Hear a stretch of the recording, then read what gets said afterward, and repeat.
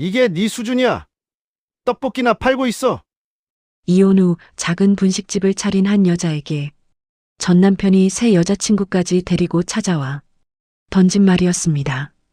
그런데 전 남편은 몰랐죠. 매일 그 분식집 구석자리에 앉아 떡볶이를 먹던 낡은 점퍼의 노인이 대체 누구인지를요. 지금부터 이 사연 시작합니다. 사연 시작 전에 구독 버튼을 눌러주시고 어디서 듣고 계신지 댓글에 남겨주시면 행운 가득한 기운을 전달해 드립니다. 분식집 안이 순식간에 아수라장이 됐습니다. 테이블 위에 놓여있던 떡볶이 접시가 바닥으로 떨어지면서 빨간 국물이 사방으로 튀었고 그 한가운데 서 있던 남자는 얼굴이 벌겋게 달아오른 채 소리를 질렀습니다. 네가 감히 나한테 나가라고 해. 앞치마를 두른 여자는 떨리는 손으로 행주를 움켜쥐고 있었죠. 눈가에 눈물이 맺혀 있었지만 고개를 숙이지 않았습니다. 남자 옆에 서 있던 젊은 여자가 코웃음을 치며 핸드폰을 꺼내 들었어요. 오빠 그냥 가자. 이런 데서 시간 낭비하지 말고. 그 순간이었습니다. 분식집 구석자리에 앉아있던 낡은 점퍼 차림의 노인이 천천히 자리에서 일어났거든요. 아무도 그 노인에게 신경 쓰는 사람은 없었습니다. 남자는 노인을 흘끗 보더니 코방귀를 뀌었고 젊은 여자는 아예 쳐다보지도 않았죠. 하지만 이상한 일이 벌어졌습니다. 노인이 조용히 주머니에서 낡은 전화기를 꺼내 어딘가에 전화를 걸었고 정확히 30분 뒤 분식집 앞 좁은 골목에 검은 세단 세 대가 미끄러지듯 멈춰 섰습니다. 세단에서 내린 양복 차림의 사람들이 일렬로 도열하더니 분식집 문을 열고 들어왔고 그중 한 사람이 그 낡은 점퍼의 노인 앞에 허리를 90도로 꺾으며 입을 열었습니다. 모시러 왔습니다. 그 한마디에 소리를 지르던 남자의 얼굴이 하얗게 질렸습니다. 다리에 힘이 풀렸는지 뒤로 비틀거렸고 옆에 있던 젊은 여자는 핸드폰을 바닥에 떨어뜨렸어요. 대체 그 노인이 누구이길래 이 남자가 이렇게까지 무너진 걸까요? 이야기는 일주일 전으로 거슬러 올라갑니다. 서울 변두리 작은 골목 안쪽에 자리 잡은 분식집 한 곳이 있었습니다. 간판도 허름하고 테이블도 4개뿐인 작은 가게였죠. 이 가게의 주인은 올해 52살의 여자 순이었습니다. 순이는 27에 결혼해서 25년을 남편 뒷바라지만 하며 살았던 사람이에요. 남편이 작은 건설업체를 시작할 때 전 재산을 털어 종잣돈을 만들어줬고 새벽부터 밤까지 격리 일을 도맡으며 회사를 함께 키웠습니다. 그렇게 회사가 자리를 잡아갈 무렵 남편은 달라지기 시작했죠. 야근이 잦아지더니 주말에도 집에 들어오지 않았고 결국 2년 전 남편은 28살 젊은 여자를 데리고 와서 이혼을 요구했습니다. 미안하지만 이제 우리 정리하자. 서로를 위해서. 25년이 서로를 위해서라는 말 한마디로 정리됐어요. 위자료는 고작 2천만 원이었습니다. 변호사 한 번 못 써본 순이에게 남편 쪽 변호사가 들이민 서류는 교묘하게 재산을 숨긴 합의서였죠. 순이는 그렇게 25년을 바친 결혼 생활에서 손에 쥔 거라곤 2천만 원과 몸 하나뿐이었습니다. 그래도 순이는 무너지지 않았어요. 그 돈으로 보증금을 내고 골목 안쪽에 작은 분식집을 차렸습니다. 새벽 5시에 일어나 육수를 끓이고 떡볶이 반죽을 치대며 하루하루를 버텨나갔죠. 장사가 잘 되는 편은 아니었습니다. 하루 매출이 10만 원을 넘기기 어려운 날이 대부분이었고 월세를 내고 나면 순이 손에 남는 건 거의 없었어요. 그래도 순이는 투덜거리지 않았습니다. 내 손으로 번 돈이니까 이게 더 낫지. 순이는 매일 그렇게 혼잣말을 하며 가게 바닥을 닦았습니다. 그러던 어느 비 오는 저녁이었습니다. 장사를 마감하려고 가스불을 끄던 순이의 눈에 가게 앞에 서 있는 사람 하나가 들어왔어요. 낡은 점퍼에 구겨진 모자를 눌러 쓴 노인이었습니다.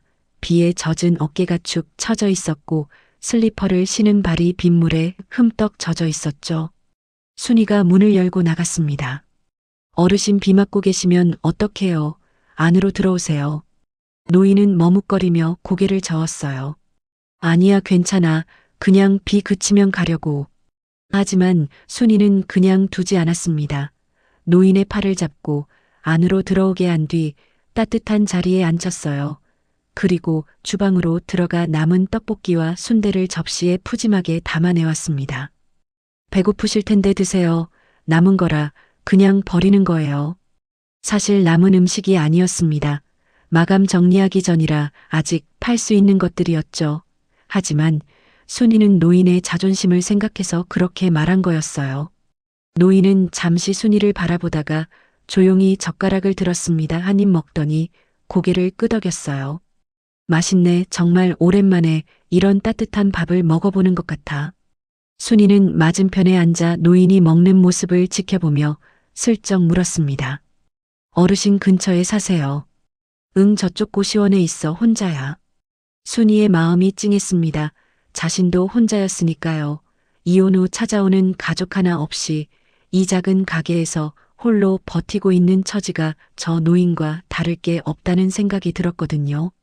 어르신 내일도 오세요. 점심때 오시면 따끈한 거 해드릴게요. 노인이 고개를 들어 순이를 바라봤습니다. 주름진 눈가에 뭔가 복잡한 감정이 스쳐 지나갔지만 순이는 그걸 알아차리지 못했어요. 그래도 되겠어. 그럼요. 저도 혼자 먹으면 맛없어서 누가 와주면 좋죠. 그날 이후 노인은 매일 점심시간에 분식집을 찾아왔습니다. 항상 같은 구석자리에 앉아 떡볶이 한 접시를 시켰고 순이는 늘 순대와 김밥을 서비스로 얹어줬어요. 노인은 말이 많은 편은 아니었습니다. 하지만 순이가 힘든 이야기를 꺼내면 끝까지 조용히 들어줬고 가끔 한마디씩 건넸죠. 사장님은 단단한 사람이야. 그러니까 이렇게 혼자서도 가게를 꾸려나가는 거지. 그 말 한마디가 순이에게는 큰 위로였습니다. 이혼 후 누구 하나 그런 말을 해준 적이 없었거든요. 순이는 그 초라한 노인이 어딘가 범상치 않다는 느낌을 받을 때도 있었지만 깊이 생각하지는 않았습니다. 그냥 외로운 사람끼리 서로 의지하는 거라고 여겼어요. 일주일이 지났습니다. 노인은 어느새 분식집의 유일한 단골이 되어 있었고 순이는 노인이 올 시간이 되면 자연스럽게 떡볶이 양을 좀 더 넉넉하게 만들어두곤 했습니다. 그리고 바로 그 일주일째 되는 날 점심시간에 예상치 못한 손님이 찾아왔습니다. 분식집 문이 벌컥 열렸습니다. 들어온 건 양복을 빳빳하게 차려입은 중년 남자와 명품 가방을 든 젊은 여자였어요. 남자는 가게 안을 둘러보더니 입꼬리를 비틀어 올렸습니다. 순이의 얼굴이 굳었습니다. 그 남자가 누군지 단번에 알아봤거든요. 25년을 함께 살았던 전남편 강태준이었습니다. 태준은 순이를 보자마자 과장된 표정을 지으며 고개를 절레절레 흔들었어요. 아이고, 여기서 이러고 있었구나. 꼴 좋다 진짜. 옆에 서 있던 서연이 가게 안을 훑어보며 인상을 찌푸렸습니다. 오빠, 여기 진짜 좁다. 4개밖에 없어, 테이블이. 태준이 일부러 큰 소리로 웃었습니다. 그 웃음소리가 좁은 가게 안에 울려 퍼졌고 구석에 앉아 떡볶이를 먹고 있던 노인이 고개를 살짝 들었어요. 순이는 이를 악물었습니다. 손에 들고 있던 행주가 구겨질 만큼 꽉 쥐었지만 표정은 담담하게 유지하려 애썼죠. 볼일 없으면 나가줘, 장사 중이야. 태준은 나가기는커녕 빈 테이블에 떡하니 앉았습니다. 서연도 옆에 앉으며 의자를 손가락으로 쓱 문지르더니 얼굴을 찡그렸어요. 태준이 팔짱을 끼고 순이를 올려다봤습니다. 야, 그래도 한때 내 마누라였는데 얼굴 좀 보러 왔지. 근데 진짜 이렇게까지 떨어질 줄은 몰랐다. 그 말에 서연이 킥킥거리며 웃었어요. 순이의 낡은 앞치마와 갈라진 손을 번갈아 보면서요. 태준은 거기서 멈추지 않았습니다. 주머니에서 차키를 꺼내 테이블 위에 탁 올려놓았어요. 외제차 로고가 선명하게 박힌 키였죠. 네가 떡볶이나 팔고 있을 때 나는 강남 아파트 2채째 샀어. 차도 바꿨고. 순이의 입술이 파르르 떨렸습니다. 하지만 대꾸하지 않았어요. 상대할 가치가 없다고 스스로를 다독였죠. 태준은 순이의 반응이 시원치 않자 더 자극적인 말을 꺼냈습니다. 아, 맞다. 서연이가 다음 달에 유럽 가자는데 비즈니스석으로 끊었어. 니는 평생 비행기 한 번 못 타봤지. 서연이 태준의 팔을 잡으며 웃었어요. 오빠 그만해 불쌍하잖아. 불쌍하다는 말이 칼처럼 꽂혔습니다. 동정이 아니라 조롱이라는 걸 순이도 알고 있었거든요. 구석자리에 노인이 젓가락을 내려놓았습니다. 주름진 눈이 태준과 서연을 조용히 바라보고 있었어요. 하지만 두 사람은 여전히 노인의 존재를 전혀 신경 쓰지 않았습니다. 순이가 참다 못해 입을 열었어요. 그만하고 나가, 여기 내 가게야. 태준이 벌떡 일어나며 테이블을 탁 쳤습니다. 네 가게, 이 구멍가게가 그렇게 자랑스러워. 그 소리에 테이블 위 접시가 덜컹거렸고 노인의 떡볶이 국물이 출렁였습니다. 노인은 여전히 아무 말 없이 그 광경을 지켜보고 있었어요. 다만 노인의 눈빛이 아까와는 확연히 달라져 있었습니다. 태준의 행동은 점점 도를 넘기 시작했습니다. 자리에서 일어난 태준이 주방 쪽으로 성큼성큼 걸어가더니 벽에 붙어 있는 영업 허가증을 손가락으로 톡톡 두드렸어요. 이거 하나면 장사하는 거지, 신고 한 번이면 바로 끝이야. 위생불량으로. 순이가 황급히 태준 앞을 막아섰습니다. 만지지 마. 그건 내 허가증이야. 태준이 피식 웃으며 한 발짝 물러났지만 표정은 여전히 비열했어요. 그때 서연이 핸드폰 카메라를 들이대며 가게 구석구석을 촬영하기 시작했습니다. 오빠 이거 SNS에 올려야겠다. 비위생 분식집 체험기 조회수 대박 나겠는데. 순이의 얼굴이 새하얗게 변했습니다. 이 작은 가게가 인터넷에 비위생 가게로 올라가면 그나마 오는 손님마저 끊길 게 뻔했거든요. 그만둬, 제발 촬영하지 마. 순이의 목소리가 떨렸습니다. 하지만 서연은 오히려 순이의 당황한 표정을 클로즈업으로 찍으며 킥킥거렸어요. 태준이 테이블 위에 놓인 떡볶이 접시를 집어들었습니다. 그리고 바닥에 쏟아버렸어요. 빨간 국물이 가게 바닥에 퍼지면서 순이의 슬리퍼까지 적셨습니다. 이런 걸 음식이라고 파는 거야, 이게. 순이의 눈에 눈물이 차올랐습니다. 새벽 5시부터 일어나 끓인 육수였어요. 하나하나 손으로 치댄 떡이었죠. 그걸 이렇게 바닥에 쏟아버리다니 25년 동안 모든 걸 바쳐 키워준 사람한테 할 짓이 아니었습니다. 하지만 순이는 울지 않았어요. 이를 악물고 참았습니다. 이 사람 앞에서만은 절대 무너지지 않겠다고 다짐했거든요. 그때 구석자리에서 의자 끄는 소리가 났습니다. 노인이 천천히 일어나고 있었어요. 태준이 소리가 난 쪽으로 고개를 돌렸습니다. 낡은 점퍼에 구겨진 모자를 쓴 노인이 서 있었죠. 태준은 위아래로 훑어보더니 코방귀를 뀌었어요. 뭐야, 할아버지도 여기 단골이야. 공짜 밥 얻어먹으러 온 거 아니고. 서연이 노인을 보며 낄낄댔습니다. 오빠 여기 손님 수준 봐. 딱 이 가게 수준이다. 노인은 아무 말도 하지 않았습니다. 다만 조용히 순이를 바라봤어요. 순이는 노인에게 미안한 마음이 들었습니다. 매일 편하게 밥 먹으러 오는 곳에서 이런 꼴을 보여드리다니요. 어르신 죄송해요. 이런 모습 보여드려서. 노인이 고개를 가로저었습니다. 그리고 시선을 태준에게 돌렸어요.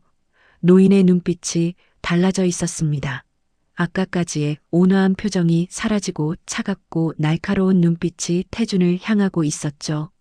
하지만 태준은 그 눈빛의 의미를 전혀 알아차리지 못했습니다. 고작 구석에서 공짜밥이나 얻어먹는 노인이 자기한테 무슨 짓을 할 수 있겠냐고 생각했으니까요. 바로 그게 태준의 가장 큰 실수였습니다. 노인이 태준을 향해 한 걸음 다가갔습니다. 구부정한 등을 펴고 천천히 걸어오는 노인의 모습에 태준은 어이없다는 듯 콧웃음을 쳤어요. 할아버지가 왜 나서는 건데 남의 일에. 노인이 태준 앞에 멈춰서서 조용히 입을 열었습니다. 젊은 양반 이댁한테 그러면 안 되지, 같이 살았던 사람 아니야. 태준의 눈이 커졌습니다. 그러더니 이내 비웃음을 터뜨렸죠.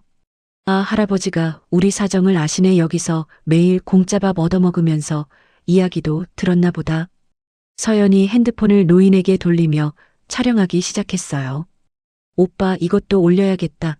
공짜밥 노인이 참견하는 거. 순이가 서연 앞을 가로막았습니다. 어르신은 건드리지 마. 태준이 순이를 밀치듯 옆으로 밀어냈어요. 순이가 비틀거리며 테이블 모서리에 부딪혔고 팔꿈치가 세게 찍혔습니다. 순이가 아픈 걸 참으며 팔꿈치를 감싸쥐었죠. 노인의 표정이 순간 굳어졌습니다. 눈빛이 얼음장처럼 차가워졌어요.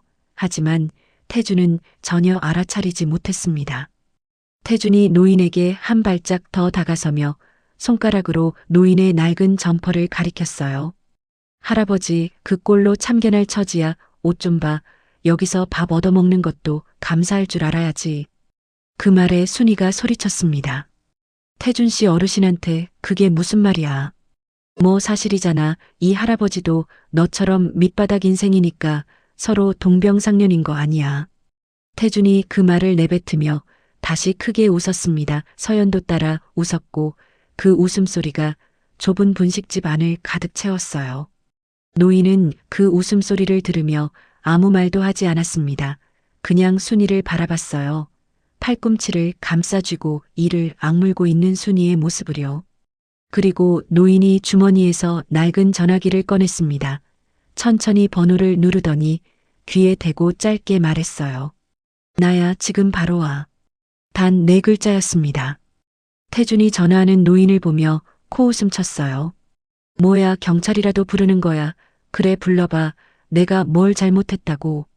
서연이 태준의 팔을 잡으며 말했습니다. 오빠 그냥 가자, 재미없어. 하지만 태준은 움직이지 않았어요. 뭔가 찜찜한 기분이 스쳐 지나갔지만 설마 저 초라한 노인이 무슨 수를 쓰겠냐고 생각했습니다. 그게 태준 인생 최대의 오판이었죠. 노인이 전화를 끊고 시계를 확인했습니다. 그리고 순이에게 돌아서며 평소처럼 온화한 목소리로 말했어요. 사장님, 떡볶이 한 접시만 더 주겠어. 손님들이 올 거거든. 순이는 영문을 모른 채 고개를 끄덕였습니다. 정확히 30분 뒤였습니다. 분식집 앞 좁은 골목에 저음의 엔진 소리가 울려 퍼졌어요. 한 대가 아니었습니다. 검은 세단이 한 대, 2대, 3대 연달아 골목 입구에 멈춰 섰죠. 순이가 먼저 창밖을 봤습니다. 이 좁은 골목에 저런 고급차가 올 일이 없었거든요. 저게 뭐지? 태준도 창밖을 봤어요. 표정이 묘하게 변했습니다. 불안한 건 아니었지만 뭔가 이상하다는 느낌이 스치는 얼굴이었죠. 세단의 문이 동시에 열렸습니다. 먼저 내린 건 검은 양복을 빳빳하게 차려입은 남자들이었어요. 1명, 2명, 3명, 4명, 5명까지 내리더니 분식집 앞에 일렬로 도열했습니다. 마치 누군가를 맞이하기 위해 미리 자리를 잡는 것 같았어요. 서연이 핸드폰을 내리며 태준의 팔을 잡았습니다. 오빠, 저 사람들 뭐야, 무서워. 태준이 서연의 손을 가볍게 톡톡 쳤어요. 몰라, 아마 옆 건물 관련인가 보지. 우리랑 상관없어. 하지만 태준의 목소리에 평소에 여유가 없었습니다. 건설업을 하면서 저런 분위기의 사람들이 어떤 부류인지 감이 왔거든요. 저 정도 규모로 수행원을 데리고 다니는 사람은 보통 인물이 아니었습니다. 양복 차림의 남자들 사이로 한 사람이 앞으로 나왔어요. 나이는 40 중반쯤으로 보였고 다른 사람들보다 한 단계 높은 사람이라는 게 태도에서 바로 느껴졌습니다. 그 남자가 분식집 유리문 너머를 확인하더니 뒤에 선 사람들에게 고개를 끄덕였어요. 분식집 문이 열렸습니다. 양복 차림의 남자가 안으로 들어오자 좁은 가게 안의 공기가 순간 바뀌었어요. 순이는 본능적으로 한 발짝 뒤로 물러났고 서연은 태준 뒤에 숨었습니다. 남자의 시선이 가게 안을 훑었어요. 순이를 지나치고 태준을 지나쳐서 구석자리에 앉아 있는 노인에게 가서 멈췄습니다. 그리고 그 남자가 노인 앞에 서서 허리를 90도로 꺾었어요. 회장님 모시러 왔습니다. 가게 안이 얼어붙었습니다. 회장님이라는 단어가 좁은 공간 안에서 메아리 치듯 울렸어요. 태준의 얼굴에서 핏기가 빠지기 시작했습니다. 눈이 커지더니 입이 반쯤 벌어졌어요. 시선이 양복 차림의 남자와 노인 사이를 정신없이 오갔습니다. 서연이 태준의 등 뒤에서 작은 소리로 물었어요. 오빠, 회장님이 무슨 소리야, 저 할아버지가. 태준은 대답하지 못했습니다. 입술만 파르르 떨고 있었죠. 노인이 천천히 자리에서 일어났습니다. 아까까지 구부정하던 등이 곧게 펴졌어요. 낡은 점퍼를 입고 있었지만 서 있는 자세만으로도 아까와는 완전히 다른 사람이 되어 있었습니다. 노인이 순이를 돌아보며 평소처럼 온화하게 웃었어요. 사장님, 오늘 떡볶이도 맛있었어. 그 한마디가 이 상황에서 얼마나 무서운 말인지 태준만이 알고 있었습니다. 양복 차림의 남자가 고개를 들고 똑바로 섰습니다. 그리고 주머니에서 명함 한 장을 꺼내 태준 앞에 내밀었어요. 대성그룹 회장 비서실장 김도연입니다. 대성그룹이라는 세 글자가 태준의 귀에 꽂히는 순간 태준의 무릎이 풀렸습니다. 벽을 짚지 않았으면 그 자리에서 주저앉았을 거예요. 대성그룹은 태준이 모를 리 없는 이름이었습니다. 아니, 태준뿐만 아니라 건설업계에서 이 이름을 모르는 사람은 없었죠. 자산 규모 수천억에 건자재부터 철강 물류까지 손대지 않은 분야가 없는 대기업이었거든요. 그리고 태준의 건설업체에 자재를 납품하는 대성건자재가 바로 이 대성그룹의 계열사였습니다. 태준의 회사가 지금 진행 중인 공사 3건 모두 대성건자재의 자재를 쓰고 있었어요. 그 납품이 끊기면 공사가 전부 멈추는 구조였죠. 태준의 얼굴이 하얗다 못해 잿빛으로 변했습니다. 그러면 이 어르신이 김 비서가 차갑게 고개를 끄덕였어요. 대성그룹 정인호 회장님이십니다. 노인이 낡은 모자를 벗었습니다. 구겨진 모자, 아래로 드러난 얼굴은 날카로운 눈매와 단단한 턱선을 가진 사람이었어요. 낡은 점퍼를 입고 있었지만 모자를 벗는 것만으로 분위기가 완전히 달라졌습니다. 순이도 놀라서 입을 가렸어요. 매일 구석자리에서 떡볶이를 드시던 그 온화한 어르신이 재벌 회장이라니 믿기지 않았거든요. 정 회장이 순이를 돌아보며 말했습니다. 사장님, 놀라게 해서 미안해요. 원래 이렇게 밝힐 생각은 없었는데. 정 회장의 시선이 태준에게로 향했어요. 온화하던 눈빛이 사라지고 얼음처럼 차가운 눈이 태준을 내려다봤습니다. 이 사람 때문에 어쩔 수가 없었어. 태준의 다리가 후들후들 떨리고 있었습니다. 옆에 있던 서연은 이미 얼굴이 백지장처럼 하얘져서 한마디도 못하고 서 있었어요. 태준이 더듬거리며 입을 열었습니다. 회 회장님, 저 강태준이라고 합니다. 대성건자재에서 자재를 받고 있는. 알아. 정 회장의 대답은 단 2글자였어요. 하지만 그 2글자 안에 담긴 무게는 태준을 짓누르기에 충분했습니다. 정 회장이 김 비서에게 고개를 돌렸어요. 김 비서, 아까 내가 한 말 기억하지? 예, 회장님. 김 비서가 주머니에서 서류 봉투를 꺼냈습니다. 태준의 눈앞에서 봉투를 열었고 안에서 나온 건 계약 해지 톤포서였어요. 태준의 눈이 휘둥그레졌습니다.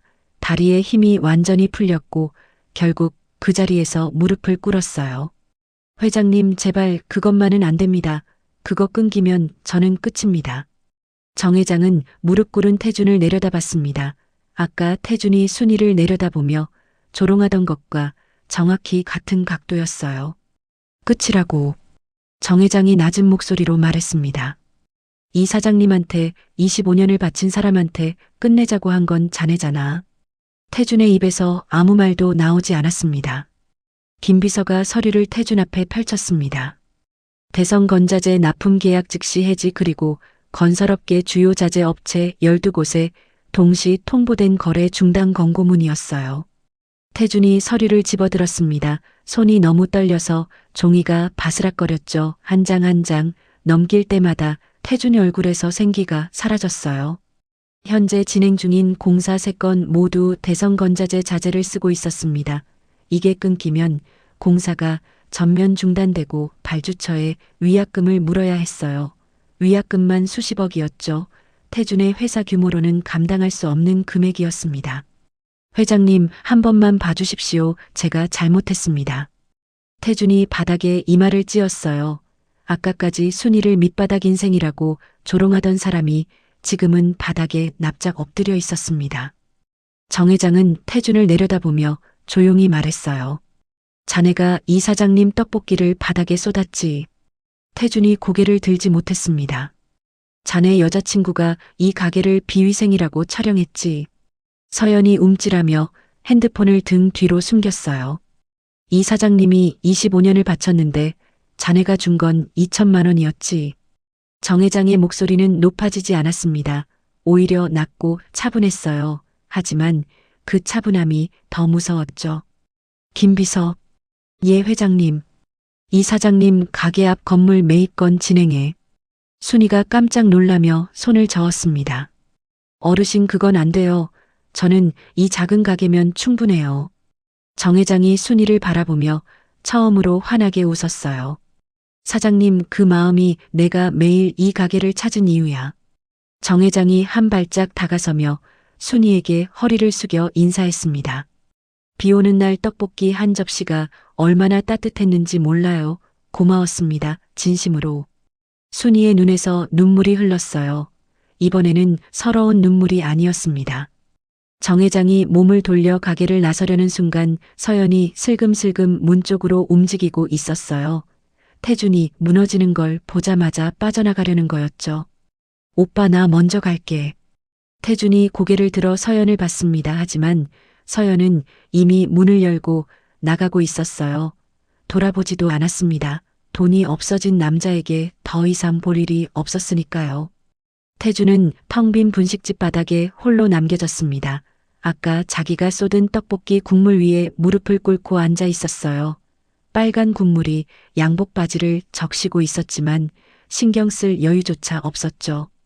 25년을 함께한 아내를 2천만 원에 내보냈을 때는 아무렇지 않았던 사람이 자기 회사가 무너지니까 바닥에 이마를 찍고 있었습니다.